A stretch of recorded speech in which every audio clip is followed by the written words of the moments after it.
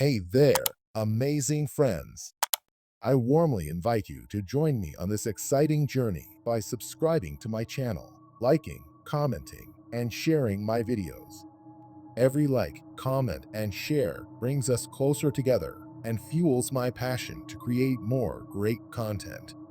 Your support truly makes all the difference. Thank you for being the heart of this community. The Cursed Wedding Photo, the never-ending wail of the bride's ghost from the past. In a quiet town shrouded in the mists of forgotten memories, an old estate stood as a relic of a bygone era, a stately manor whose walls whispered secrets of love, loss, and tragedy. It was here, in the dim light of a fading autumn afternoon, that a peculiar discovery set the stage for a horror that would haunt generations. Among the dusty relics of the estate's attic, hidden in a battered wooden chest, lay a wedding photo so enchanting and yet so chilling that it would come to be known as the Cursed Wedding Photo. The photograph depicted a bride in an exquisitely detailed white gown, her eyes a mirror of melancholy and defiance, frozen forever on the day of her nuptials.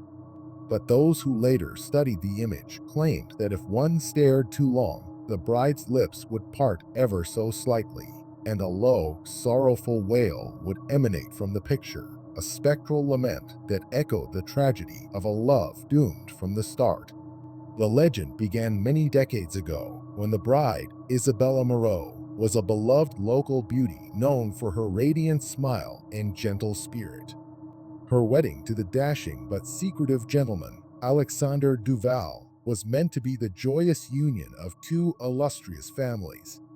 On a crisp spring morning, amid orchards heavy with blossoms and the delicate strains of a string quartet, the couple exchanged vows in a ceremony that promised eternal happiness. Yet beneath the veneer of celebration, dark omens had begun to stir. Whispers among the guests spoke of inexplicable chill, of a lone figure seen lingering near the chapel door, a sorrowful woman in tattered mourning clothes whose eyes burned with warning.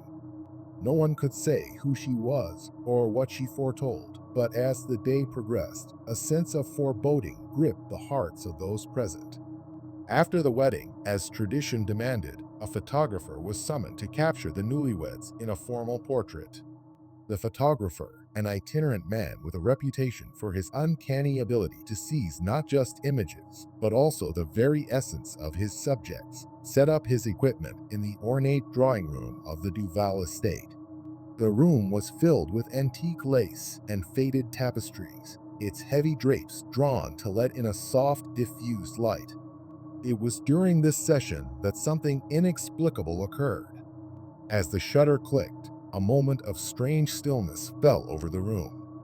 Witnesses later claimed they heard, barely perceptible, the sound of a woman's cry, a wail so mournful that it sent shivers down their spines.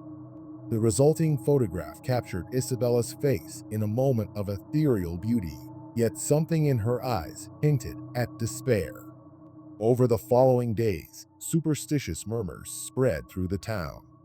Some said that the bride had made a terrible pact with forces unknown to secure her fortune, while others swore that she had been cursed by the vengeful spirit of a scorned lover from the past. The most persistent rumor, however, was that the photo itself was cursed.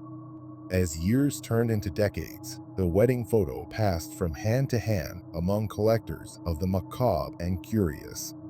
It changed owners several times, each new possessor reporting strange phenomena, soft weeping in empty rooms, sudden gusts of icy wind near the picture, and in the quiet of midnight, the unmistakable sound of a woman's lament rising from the frame.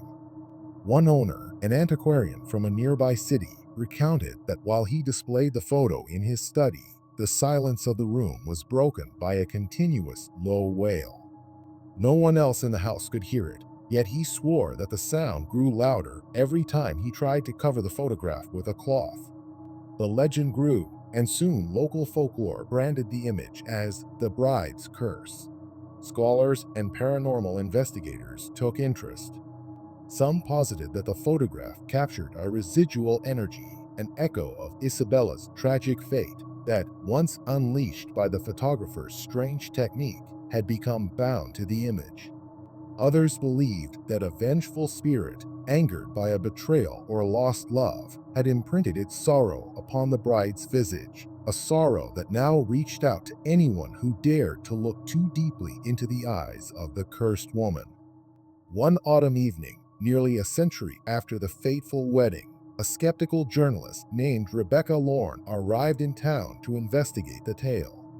Determined to separate myth from reality, Rebecca visited the local historical society, where she unearthed old records, personal letters, and a faded diary belonging to a relative of the Duval family.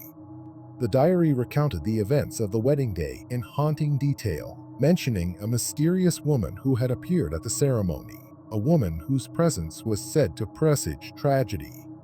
The entry described how Isabella's eyes had filled with unshed tears during the vows, as if she were silently mourning a future she knew would be filled with sorrow.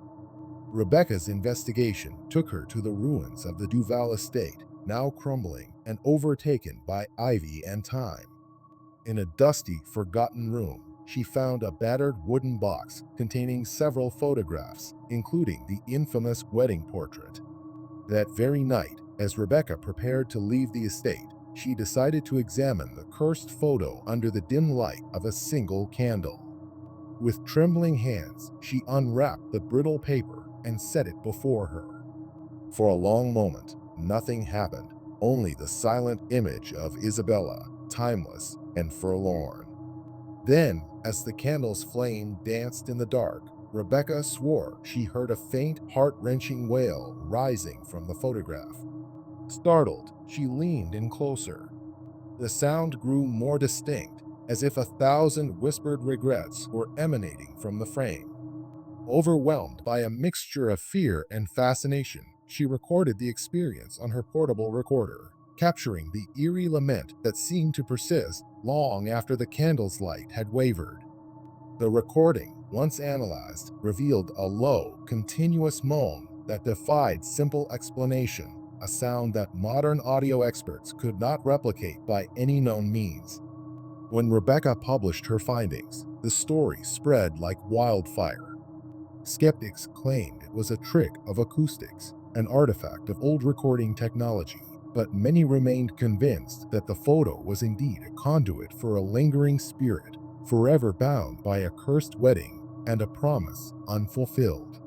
Some even speculated that the curse might extend to those who gaze upon the photo too long, a subtle force that drains hope and sows despair in unsuspecting hearts.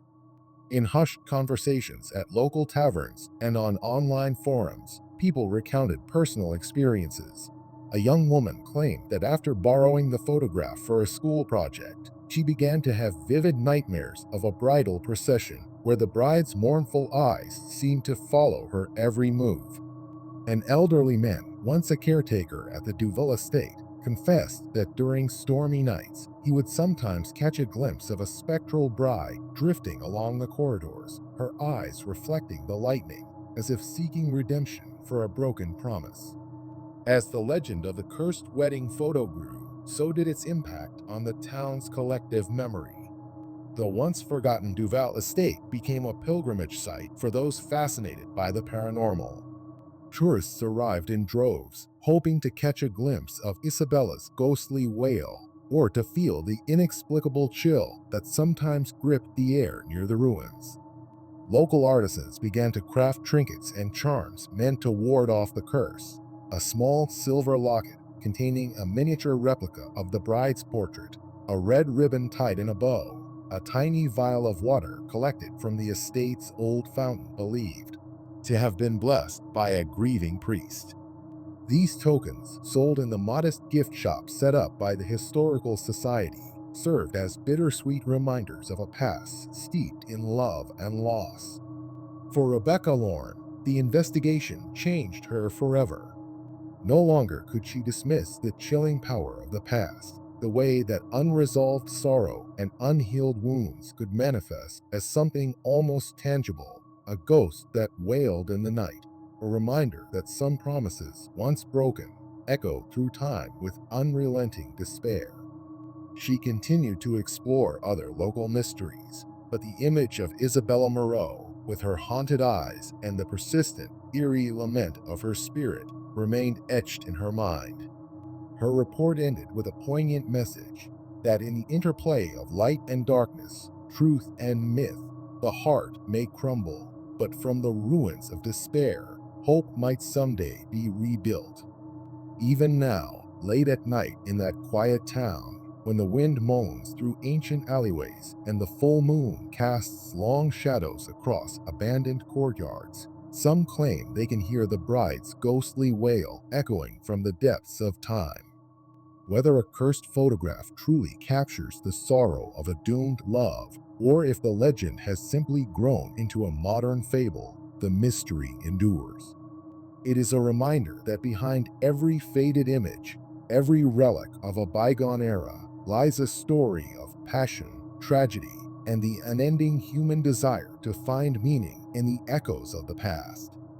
So, if you ever find yourself wandering through an old estate or in possession of a mysterious photograph that seems to breathe with a life of its own, listen closely. You might just hear a whisper, a soft, eternal wail from a bride whose heart was shattered long ago, whose curse continues to ripple through the fabric of time, calling out for recognition, for solace, for a chance to be freed from an unholy burden. And in that haunting lament, you may glimpse not only the ghost of a lost love, but also the enduring, bittersweet hope that even the most cursed souls can one day find peace.